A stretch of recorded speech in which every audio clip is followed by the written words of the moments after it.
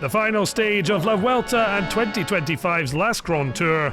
UAE's Jay Vine claiming the King of the Mountains jersey, but Visma celebrating the big prize, Jonas Vingegaard's coronation as La Vuelta champion on the procession to Madrid. The one man who knows that winning sprint feeling in the Spanish capital is Elia Viviani.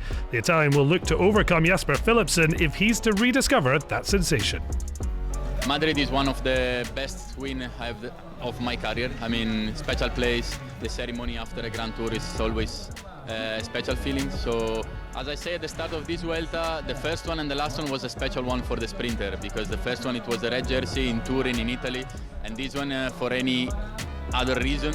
After a grueling 3 weeks, the end in sight, and the hot favourite for the stage is Philipsen, the Belgian aiming for a fourth stage success.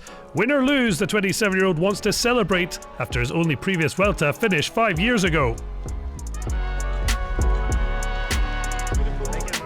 We already did finish one time Vuelta in 2020, COVID edition Madrid, and then we weren't able to go to a restaurant or whatever, so yeah, it will be nice to have a good dinner with the team together this evening.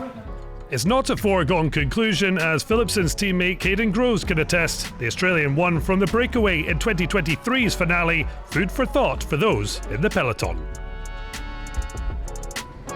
With the way the circuit is, it can be really difficult in the peloton to stay up there, and yeah, sometimes it can work out for a couple of guys up the road. I think a few years ago we saw a breakaway nearly stay away with two guys, so yeah, you never know.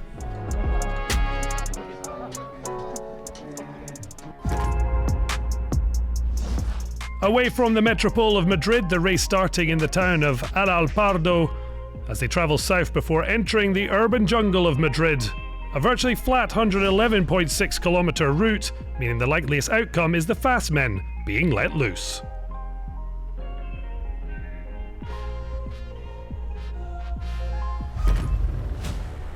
La Vuelta's final stage is traditionally a slow procession into Madrid, primarily a celebration of the edition's protagonists and jersey winners, a photo shoot, a sip of champagne, with an end-of-term atmosphere before heading on vacation.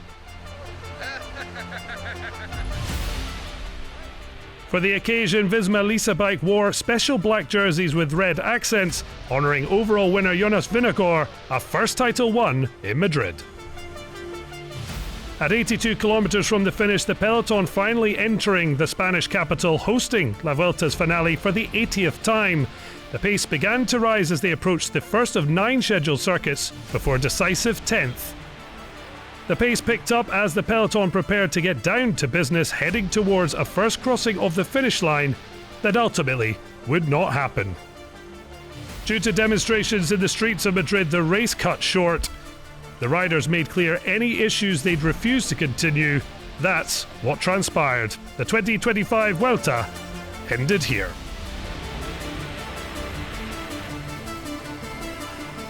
Jonas Vingegaard is not going to ride into Madrid. He is shaking hands with his team and saying thank you very much. Congratulations.